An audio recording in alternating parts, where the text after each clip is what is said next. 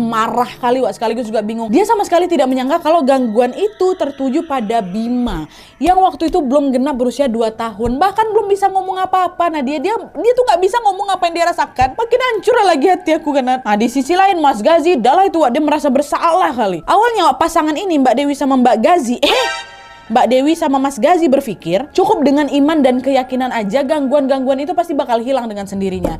Tapi ternyata Nat, baru disinilah kami mengerti ada kalanya iman kami ini melemah sehingga tidak mampu menghalau teror yang menimpa Bima anak kami. Dan kata Mbak Dewi juga, waktu titik itulah Nat, suami aku yang awalnya skeptis, dia nggak percaya sama gangguan-gangguan misteri zaman modern ini, akhirnya langsung tersadar deh itu bahwa hal-hal goib semacam ini memang ada di dunia nyata. Di sanalah Mas Gazi ini menyesal sudah menyepelekan dan menyangkal apa yang dialami keluarganya selama ini. Dan setelah menyadari hal itu, Mas Gazi pun akhirnya sepakat untuk melakukan ruqyah pembersihan di rumahnya dengan dibantu sama si Pak Farhan tadi Wak, dah tuh.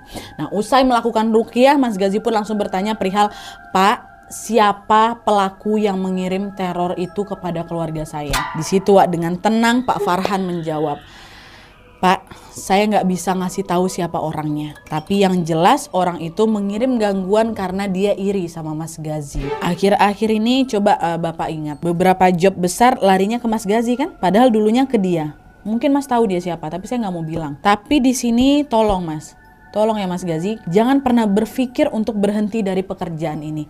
Gangguan ini cuma bentuk dendam orang sirik yang tidak percaya bahwa rezeki semua sudah ada bagiannya. Jadi sekarang Mas gak perlu tahu siapa orangnya. Kalaupun Mas tahu, udah Mas diam aja. Biarkan dia sendiri yang sekarang sedang bertanggung jawab atas ulahnya.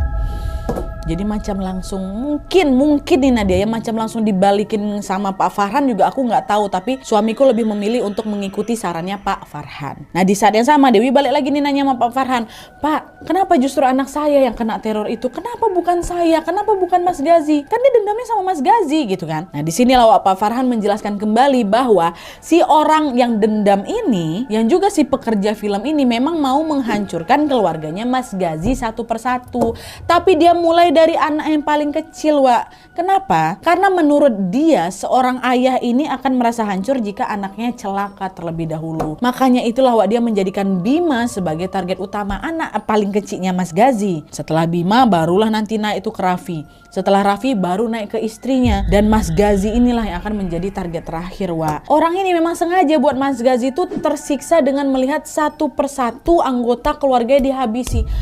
Sakit orang tuh pasti ya, psikopat ya Allah. Itu tujuan pertamanya Wak, tapi untunglah dari pertama udah diberhentikan sama Pak Farhan kan atas izin Allah Subhanahu wa taala.